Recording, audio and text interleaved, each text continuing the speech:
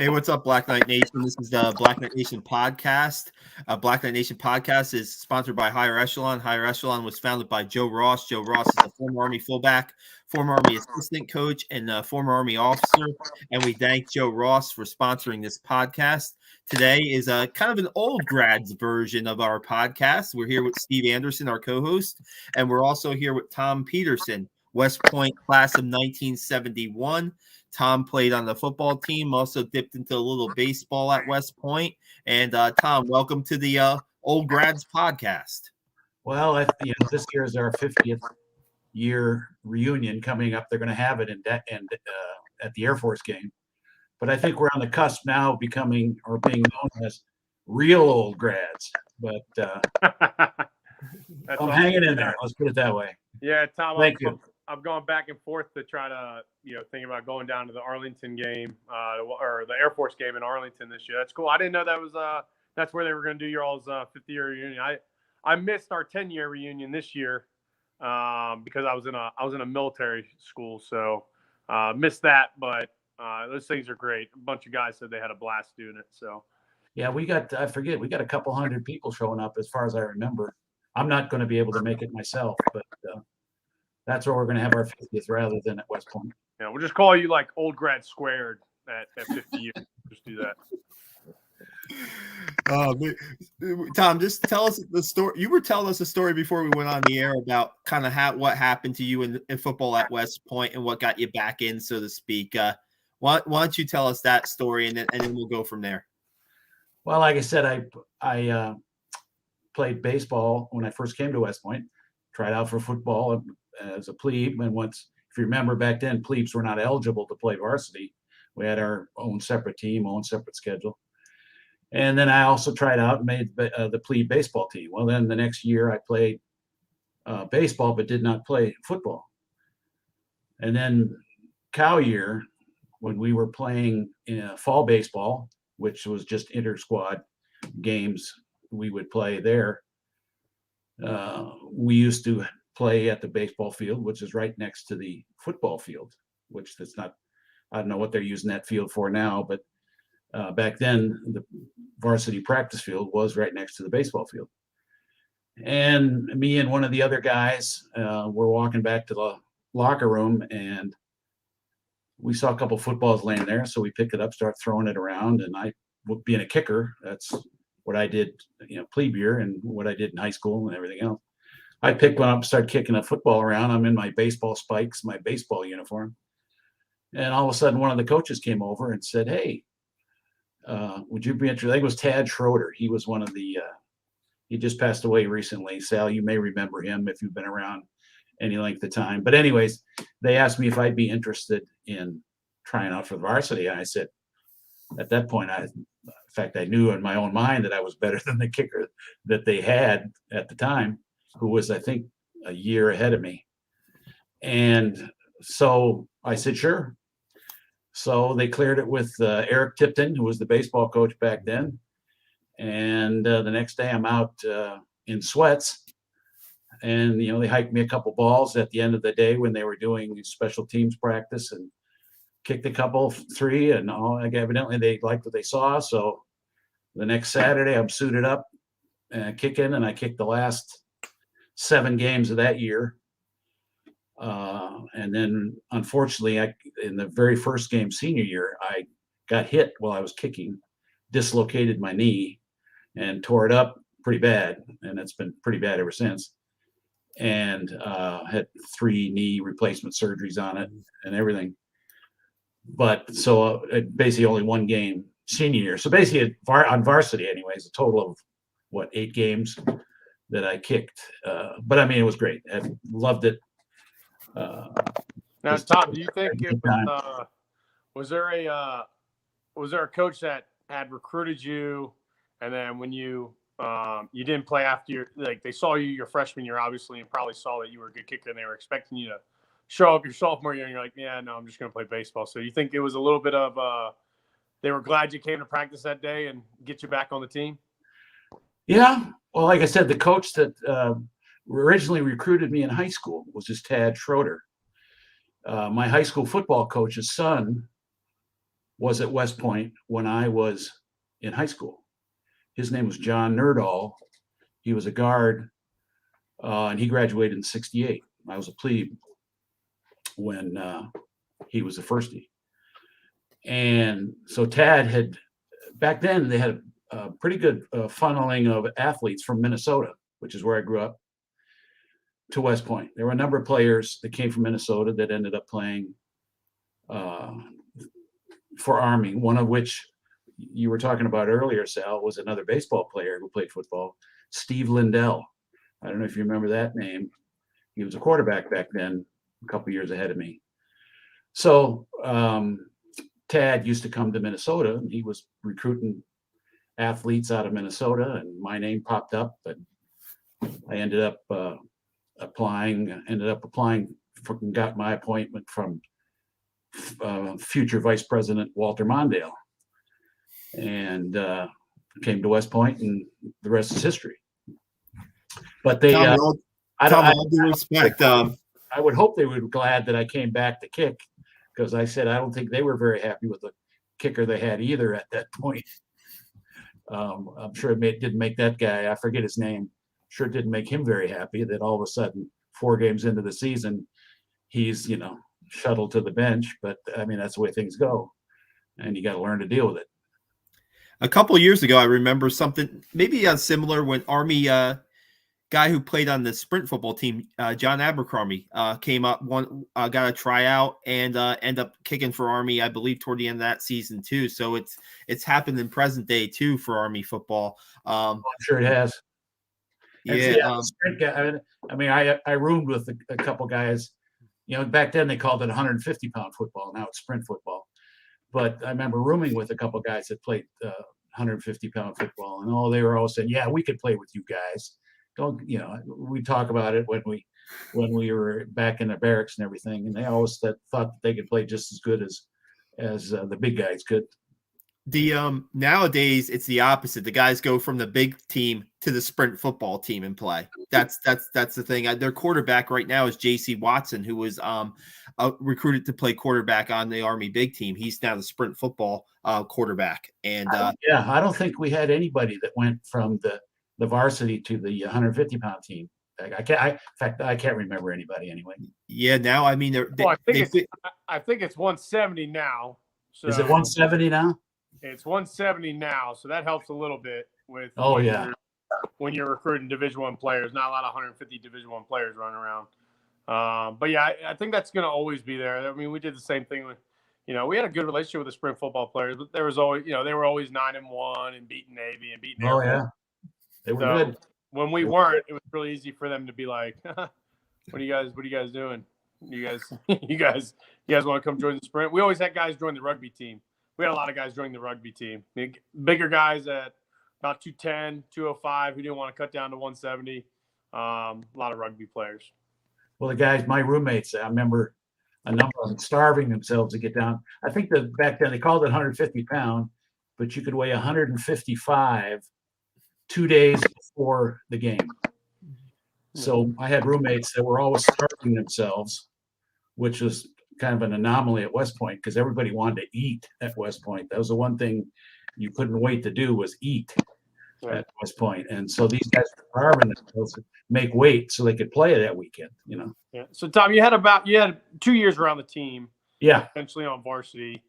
One thing I'm always curious about when I like talking to previous players about is what their mindset was or what they considered their keys to victory. I know football hasn't changed, right? You possess the ball, you don't turn the ball over, you don't do your penalties. But like when I was there, it was bring it back, right? We said bring it back because we wanted to bring Army football winning back to West Point. So, what kind of mottos or what kind of things that you guys rally behind to kind of get yourself going in the life? My junior year when they picked me up, we were 4-7. We beat Navy that year 27-0, and I think that's the last time Army has shut out Navy in the series. I may be wrong on that, but it's pretty darn close.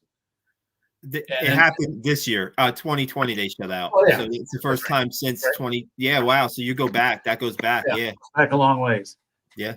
And Tom Cahill was the head coach back then. I don't know if you remember that name. Mm-hmm. Bill Parcells was the defensive line coach. Just as an aside, Bobby Knight was the head basketball coach. Yep. Back then. And at the end of, and I remember at the end of practice, they always used to run 20 or 20 40s sprints, everybody on the defense.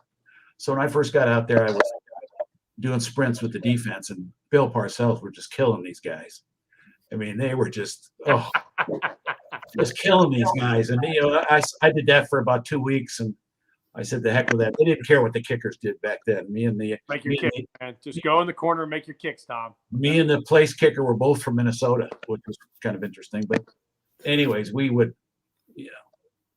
just, because if we did that kind of stuff, our legs would tighten up, and it was hard for us to kick with tight legs. We had to keep them loose. But anyways, it was an honor, to play. I looked at it as an honor. I think everybody else did. All my buddies that did, and I've kept in touch with a lot of them. And learning how to work as a team, I think, is what everybody enjoys about playing teams for any team sport. Yeah. Much less football. And the camaraderie you have as teammates, whether it's football, baseball, and the fact that you retain those relationships with people even after you graduate is what makes team sports so good. Yeah, I think it's a little unique team sport too, being at West Point with all the things that go around. I just actually linked up with a buddy of mine I hadn't seen in 5 years, and we just picked up right where we left off. Yep, right? absolutely. There's no feeling it out, small talk. It's a big Army Football Brotherhood hug, and it's like, what's going on? You ready to, what are we doing tonight? Yeah, that's what I think is really cool about the West Point camaraderie is I don't need to, my wife always makes fun of me because she's like, you don't even talk to these guys. I was like, honey, I do not need to be texting and calling all these guys every day to know that they're my friends. Like, yeah. I went through something with them, that you a million texts a day can't simulate. So I think that's really cool. Now, Tom, what would you say that your closest friends were on the team were within that kind of that special teams unit, or did you guys kind of branch out a little bit and kind of have a favorite side? You more of a defensive guy or more of an offensive guy or anything like that? Well, technically back then, I think now they consider punters, in my case, part of the defense, and place kickers part of the offense. That's kind of the way it's thought of these days. But no, I had good friends on both sides of the ball. I developed relationships with guys on both sides of the ball that guys I didn't know before I came out and joined the team. Yeah. Because I knew some of them from when I played plebe ball, but there was a number of them that I struck up really great relationships with. So, one of them being the other kicker, who was also from Minnesota, and a couple guys that I've been friends with, ever since we graduated. Even though you don't see each other, but like you said, but every few years, some guys I haven't seen since we graduated. Yeah. And you get together, and it's just like yesterday. Yeah, so, I was on the punt team every year at West Point, and one of my best friends is Jonathan Bowles, our punter. He works for Microsoft out in Dallas now. But great guy, and I'll never forget one punt. So we were number 3 in the country my senior year in net punt, right? And not a stat I ever looked at, but because I'm friends with John Bowles, right? Like That's a stat I know every week going into the game. Hey, Steve, we can't let him get any yards on. Yeah. So one punt at Kent State. It was a 37-yard return. You know, we did the squib kick. We did like the rugby style where he'd roll out to his right, kick it, let it roll. And, you know, we would just play the net yardage of 40, 50-yard punt that, you know, with no return because we were able to get down there. This guy returned 37 yards, and we never bounced back. We ended up third in the country. And I just drove from Fort Benning, Georgia to Colorado Springs, and I stopped in Dallas. I saw Bulls. I saw some other buddies. But we started drinking a little bit, and he's like, can you believe it? Kent State made us number 3. Like, we're talking this 10 years ago. You know, Tom, 11 years ago. Our last football season was 2010. It's just hilarious. It's funny. So I have a little more. I kind of, you know, as a defensive player, I kind of agree with your analogy where I was always a little closer with the punter than I was the kicker because I don't remember a lot of the kicks they made. I just remember the kicks they missed. And used to get off. If there was any one kick that in my mind was kind of memorable, other than the kicks I made in the one Army Navy game I played in, and there I really didn't care what I did. The fact that I got to play, and my parents were there, and it was just great being in that atmosphere. Was one year we went out to Oregon and played the University of Oregon, and they had AstroTurf, and that was the first time I think Army had ever played on AstroTurf. And the punt returner for Oregon was a guy named Bobby Moore, who then changed his name to Ahmad Rashad. If you remember him, excellent wide receiver for, I think he started with the Cardinals, but ended up with the Minnesota Vikings. Well, anyways, I kicked one to him, and he just juked everybody left and right. And finally, I'm the last guy in line to try to drive him out of bounds. And he put a move on me that I ended up pulling a hammy really bad. And I had and you know, it's a 5-hour airline flight back home. So I'm trying to sit in a coach seat with a hammy that was just killing me flying back to New York, you know, from Oregon. So, you know, it wasn't, I mean, I don't even remember how far the punt went. It was just the fact that he ran back and just juked everybody out of the team, me included, and ran it back for a touchdown. That's, like I said, it's, like I said, it would have been nice if I would have said, oh, yeah, I hit 175, 80 yards. But no, that didn't happen. Yeah, you brought up something that is really cool, Tom, and that's, you know, you have the one game of Army Navy that is really, it's just something that not a lot of people get to experience. Oh, yeah. I got to experience 3. I tore my ACL my junior year. Didn't get to play in my junior year one. I got to be there, right, and everything, but I didn't get to play. And I remember how much I hated not being able to play in that game that one year. But do you, when you watch the Army Navy game, do you still get that excitement? Like, or do you feel like, man, these guys are so lucky, like, and they probably don't even realize it yet, how much they're going to love playing in this game? Oh, I don't think they do. I don't think I did. I don't think I did realize the importance of it. You know, my parents thought it was great. My friends back home in Minnesota that were watching the game on TV, they thought it was great. But no, sometimes it takes a little while. No, I still get, you know, the week before, the 2 weeks before Army Navy game, you know, you just, you know, the butterflies start building up in your stomach. You're getting fired up. You're trading barbs with, you know, your Navy. If you've got any Navy friends that you've become friends with over the years or whatever, or you see other Army people that you know. I live right by a VA hospital here, and I did a lot of my care at the local VA hospital, so I'm always running into Army people, and you run into Navy people, as Air Force people as well. But so, you know, you're always fired up for it. It's that'll never go. That'll never stop. That you always get fired up for Army Navy. You can't help it.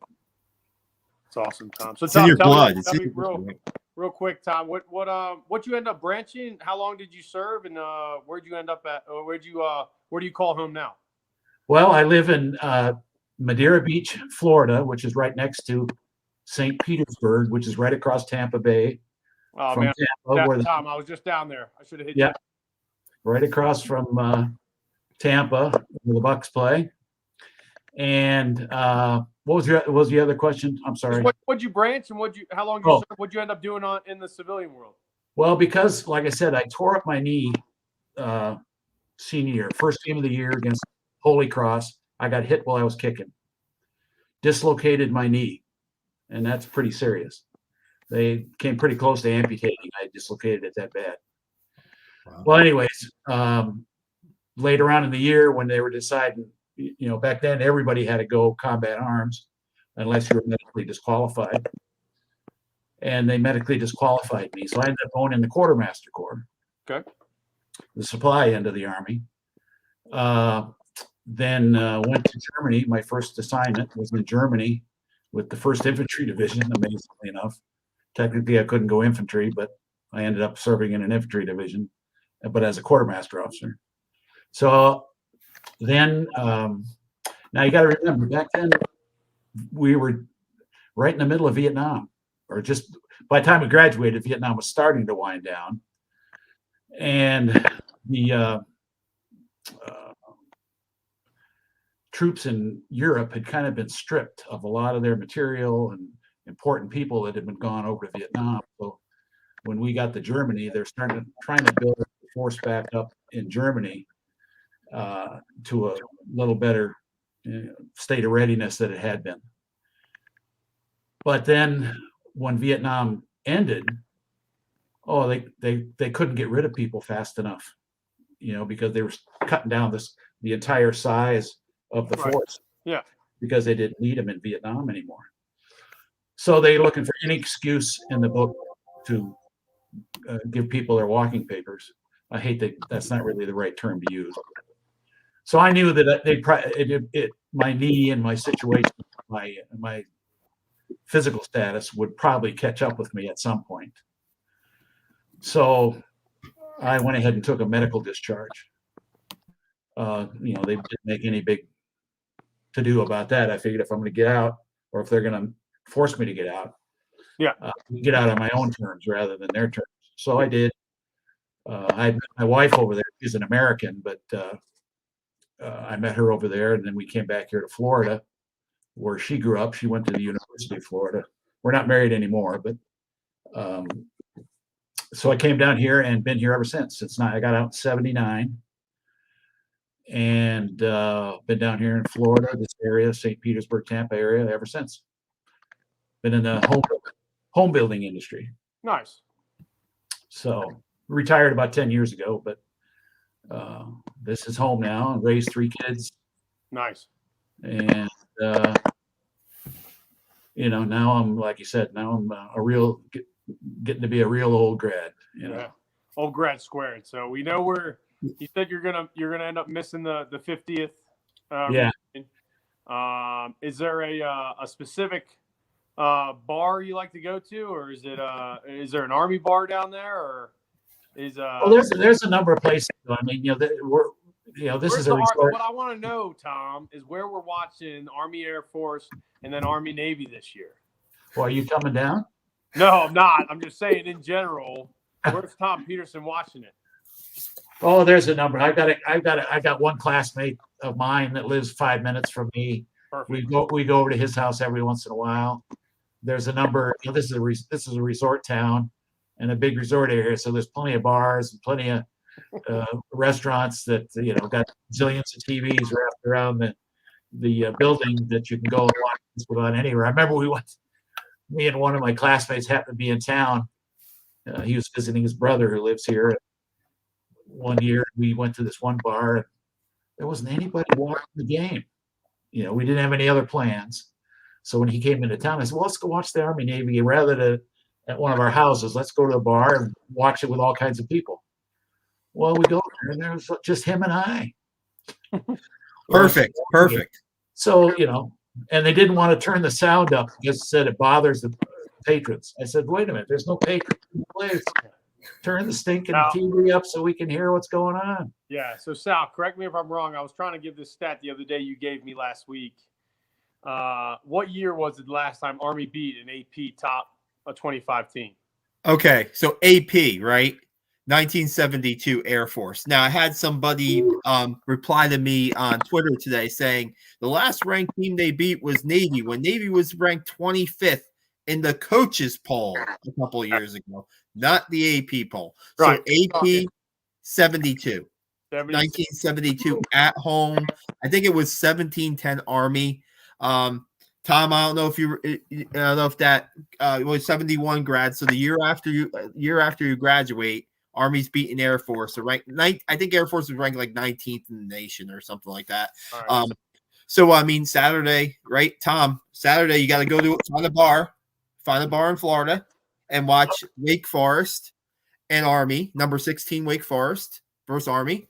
See if Black Knights can do it again. I'll be somewhere. Yeah, they're good. I feel great about the game. It's at Mikey. You got to feel good about it being at Mikey. We're pretty tough to beat there. And I'm all about getting off this 2-game skid we're on right now. Oh yeah, it stinks. So it stinks. So that's what I'm looking forward to the most this weekend for sure. Is a big Army win over Wake Forest. Let's sure hope so. I mean, I was looking at some stuff today, and all the pundits you see on the internet. Don't listen to those pundits. Most all the ones that I saw today were all picking Wake Forest, but their defense isn't the greatest, and if Army can get that running game going, and avoid mistakes, which I think that one mistake they made last week against Wisconsin was what really cost them that fumble back down on their own 5-yard line. Yeah. So how's Christian doing? Yeah, I don't know. It's kind of close to the best on that stuff. I mean, I think that they're going to go with the dual quarterback again with Tyler and Laws. And I tell you, Jabari Laws played his heart out in that game, right? I mean, he gave Army a passing option against Wisconsin, right? And I think that they're going to need that against Wake Forest. Because Steve, what do you think Wake Forest is going to do? They're going to clog that A gap again, right? They're going to. It's going to be 8 guys. It's going to be 8 guys, Sal. Throw the football. It's going to be a 5-3. If Wake Forest is smart, they're going to run the 5-3 and make something go to the perimeter or make something go over top. And please, right? I think please don't wait to the second half to throw to throw the football for the first time. Now they did try in the first half to throw. Laws ran instead of throwing. Nothing was there. So there was one pass play called in the first half. So let's if they're going to load the box up, let's get Jabari Laws or even let Tyre throw something in the first half that's going to keep them a little off balance and not load up the box. That's all. That's my only request, really. So I think I think I write a little blog for my classmates. I kind of recap the week's game and from my perspective and what went wrong, what they did right, and any other comments about the game that I saw and stuff. And all my classmates come in, why didn't they throw more? Why didn't they throw more? But you guys know Coach Monken as well as anybody, and he's going to keep pounding the rock. I mean, you could put a brick wall between the two tackles, and he'll keep banging away at with the running game. Can't stop talking about it. I think there's no reason not to do what your bread and butter is. We just got to keep defenses honest. Oh, I agree with you there. Our defense is going to keep us in every game this year. But I'm real confident in our defense, so we just got to keep the defensive honest. So, Tom, really. Look at last week. The defense kept, other than the first half, they only gave up 13 points. And they shut them out in the second half, except for that. That doesn't count. That doesn't count. The 1 yard, Steve, the 1 yard touchdown doesn't go against the defense, right? Unfortunately, the kickoff returns for touchdowns go against the defense. So that's why he gets so frustrated as a defensive player when a special teams play happens. But, Tom, I'd be interested to send me that link to that blog. I'm always interested to read. Look, I read anything and everything Army football. So it's not really a blog. I just sent an email out, and one of my classmates sends it out to the rest of the class. Get us on that list. Get us on that email list. Yeah, I'll shoot you my email after this. Time. Yeah, shoot me your email addresses. I'll fire it to you too. And, perfect. If you want to, I tell the guys, critique me if you think my analysis is full of crap, tell me. I just like hearing what old grads, especially old Army football players, have to say about Army football today. Okay, a lot of good stuff out there. So I appreciate you coming on, Tom. I know it's beautiful down in St. Petersburg. I know it's getting late, so I can talk Army football throughout the night, but we better wrap this up before we get on to another tangent. So, Sal, you got anything to add to the mix? Yeah, I just want to get out there to anybody who's watching this or listening that, please check out our YouTube channel where a lot of these interviews are going to be popping on. We had Darnell Woolfolk on last week. We had a tribute to General Ray Odierno on last week with JT Thompson. We had Greg Gadsden on that podcast. Today we had Will Huff and Achille King, Steve. We can talk about Achille King maybe on another podcast, but some feel like Achille King was one of the best athletes ever to walk through the gates of West Point and play Army football. So please subscribe to our YouTube channel. Check out BlackKnightNation.com. We have our T-shirts. If you like a Black Knight Nation T-shirt, look on the right-hand side of the website. You can purchase one of them. And Tom, it's been great catching up with you. Man, I love the Bill Parcells story. Love that. Love the stuff about Ahmad Rashad. I mean, you're dropping some names on us tonight, Tom. Well, thanks for having me, guys. Beat Navy, huh? Yeah. Hey, beat Wake Forest. Wake Forest first, then we'll beat Navy, right? Oh, yeah.